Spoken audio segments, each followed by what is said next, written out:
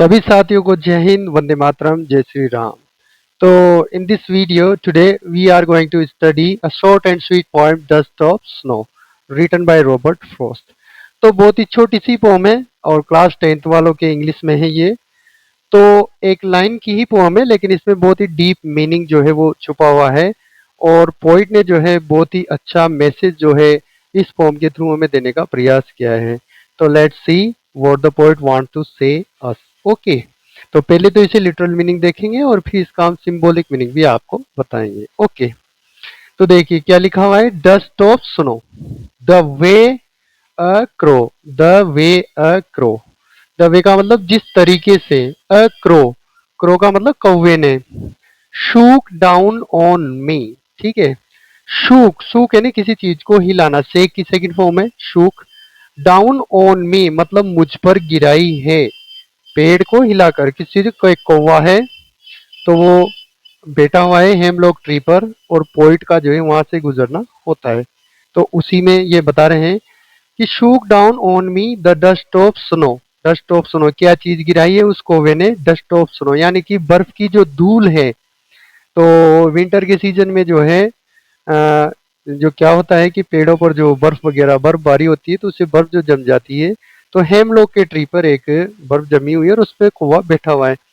From a hemlock tree, किस पेड़ से? एक हेमलॉक के पेड़ से। तो फर्स्ट स्टेंजा में तो पोएट क्या कहता है कि जिस तरीके से कौवे ने मुझ पर हेमलॉक के पेड़ से उसे हिलाकर जो बर्फ की जो धूल मुझ पर गिराई है, ये उसने फर्स्ट स्टेंजा में कहा है। अब उसका सेकंड में क्या है कि क्या होता है उससे जब वो बर्फ की धूल को गिरा देता है, तो उससे पोइट पर क्या इफेक्ट पड़ता है, क्या इम्पैक्ट होता है, वो हमें आगे की स्टेंजा में बता रहा है पोइट। ठीक है, तो देखिए क्या कहता है कि हैज गिवन माई हार्ट, मेरे दिल को दिया है, अ चेंज ऑफ मूड मतलब मेरे मूड को पूरी तरह से चेंज कर दिया है। एंड सेव्ड, सेव्ड यानी बचा लिया है, सम पार्ट कुछ भाग, ऑफ अ डे एक दिन का, आई हैड रूड जो कि मैं बर्बाद कर चुका था, वेस्ट कर चुका था। ठीक है, डिस्ट्रॉय कर चुका था। इस रूड का मतलब क्या है? वेस्ट करना, स्पेंड करना या डिस्ट्रॉय कर देना। तो पोइट ने क्या कहा है कि जिस तरीके से, इसके पूरी जो लाइन है एक, इसका जो लिटरल मीनिंग है वो क्या हुआ कि जिस तरीके से एक कौवे ने जो कि हेमलॉक के पेड़ पर बैठा हुआ है, उसने उस पेड़ को हिलाकर जो बर्फ की धूल मुझ पर गिराई है, तो उसने मेरे दिल को, पूरे जो मेरा मूड है उसे पूरी तरह से चेंज कर दिया है। और दिन का एक हिस्सा जो मेरे लिए सेव कर लिया है। इसका कहने का मतलब ये है कि इससे पहले जब पोइट यहाँ से ये जो कौवे ने पोइट के ऊपर जो है बर्फ नहीं गिराई थी, उससे पहले क्या था, पोइट जरूर भी अपसेट रहा होगा। ठीक है, उसका माइंड में कुछ नेगेटिव फीलिंग चल रही होगी। लेकिन जैसे ही उस कौवे ने उस पेड़ पे से बर्फ की धूल जो है गिराई, तो उससे क्या हुआ,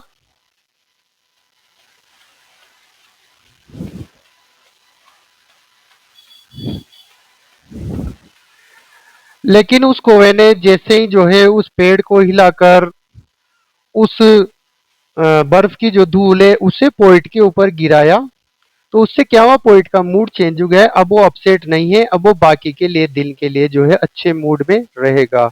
now he will be in a happy mood for the rest of the day because the dust of snow has changed his mood. Okay, और इसने जो है उसकी नेगेटिविटी को भी वैनिश कर दिया है, खत्म कर दिया है। Now he is not in a negative mood, now his mood has been changed, और नाउ he will remain happy, he will remain cheerful for the rest of the day। ये वो पोइट जो है इसका लिटरल मीनिंग है, शाब्दिक अर्थ है। अब इसका जो है सिंबॉलिक मीनिंग क्या है वो है, ये तो इसका लिटरल अर्थ है जो कि छोटा सा है, लेकिन इसका डीप मीनिंग जो है इस पोम में छुपा हुआ है, गहरा अर्थ जो है छुपा हुआ है। इस पोम के माध्यम से पोइट जो है हमसे क्या कहना चाहता है? What does the poet want to say us through this pome? वो है इसका मेन चीज कि हमें क्या बताना चाहते हैं। तो बहुत ही शानदार मैसेज जो है पोएट ने हमें इस पोम के माध्यम से दिया है। फर्स्ट तो वो क्या कहना चाहते हैं कि नेचर जो है, प्रकृति जो है, उसके पास एक हीलिंग पावर होती है। यानी कि हमारी जो नेगेटिविटी है उसको भगाने की जो पावर होती है वो किसके पास होती है? नेचर। तो फर्स्ट बात तो ये कही है पोइट ने that nature has a healing power, okay, and it can cure our negativity, our negative feelings and our negative thoughts. ठीक है, फर्स्ट तो ये दिया है क्योंकि क्रो और हेमलॉक ट्री ये दोनों ही किसका हिस्सा है? ये नेचर का हिस्सा है। और विंटर का सीजन चल रहा है तो ये सब नेचर का हिस्सा है, और उसी विंटर के सीजन की वजह से उस कौवे ने जो है पेड़ पे से पेड़ को हिलाया और धूल को जो है उसके ऊपर गिराया। ठीक है। और सेकंड जो है वो पोइट जो है इस पोएम के माध्यम से हमें क्या मैसेज देना चाहता है, वो सेकंड ये है कि we should never be in a negative mood, okay, and we should never take anything in a negative mood, okay। किसी भी चीज को हमें जो है नेगेटिव कंसीडर नहीं करना है, ये जो है दूसरा मैसेज जो है पोइट हमें देना चाहता है इस पोम के माध्यम से। ठीक है।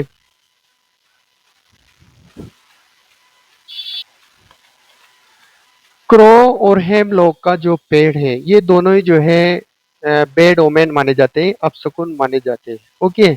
Both are considered as negative omens, bad omens. ठीक है। लेकिन पोइट ने इनको क्या बताया है कि इन चीजों ने भी उसके मूड को नेगेटिव से पॉजिटिव किया है।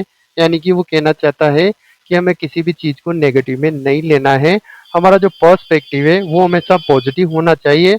हमारी जो थॉट है वो हमेशा जो है पॉजिटिव होनी चाहिए, सकारात्मक होनी चाहिए। ये शानदार मैसेज जो है इस पोम के माध्यम से पोइट ने हमें दिया है। ठीक है। तो ये था इसका लिटरल और सिंबॉलिक मीनिंग। नेचर के पास हीलिंग पावर होती है, nature has a healing power, okay, and it can change our negative thoughts into positive, okay.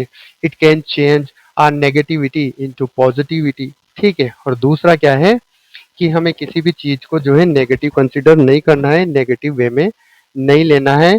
We should always remain positive, okay, and we should have a positive look on our life. ठीक है। ये जो है, और ये जो बहुत ही छोटी चीज है, even small things can bring happiness, can bring a change in our life. ये जो है शानदार मैसेज जो है इस पोम के माध्यम से जो है पोइट ने हमें दिया है। ठीक है। तो ये छोटी सी पोम है, और इसमें जो है ये जो सूख है, सूख का अर्थ है किसी भी चीज को हिलाया डुलाया। ठीक है, ये होता है इसका अर्थ। और रूड मतलब वेस्ट कर देना, वेस्टेड कर दिया। ठीक है, या डिस्ट्रॉयड कर दिया, नष्ट कर दिया। ठीक है, ये हो गया इसका मतलब चेंज ऑफ मूड, ये आप समझते ही हो। और हेम लोग ये सब एक पॉइजनस ट्री होता है, जहरीला पेड़ होता है। और क्रो जो है इंडियन पर्सपेक्टिव में भी हम देखें तो ये जो है अपशकुन का प्रतीक माना जाता है। Okay, it is generally considered a symbol of negativity, bad omens. ठीक है। ओके, तो मिलते हैं नेक्स्ट वीडियो में। See you again in the next video. अगर आपको वीडियो जो पसंद आता है तो इसे शेयर जरूर करें। Okay, if you really like the video, then do share it.